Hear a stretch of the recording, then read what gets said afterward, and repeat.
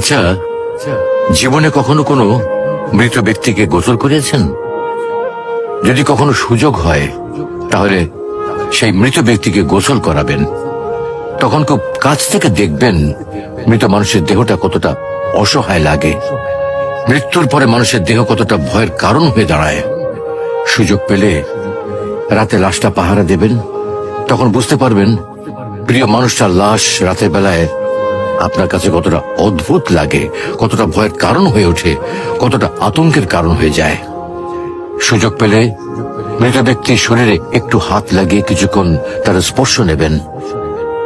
আপনি তখন উপলব্ধির সুযোগ পাবেন এই পৃথিবীতে বিশাল প্রভাব প্রতিপত্তি মৃত্যুর পরে কতটা নির্যাতনের রূপ নেয়। সুযোগ পেলে আপনজনদের লাশ কবরে নামাবেন খুব আগ্রহ নিয়ে। শেষবারের মতো মৃতদেহের মুখটি একবার দেখা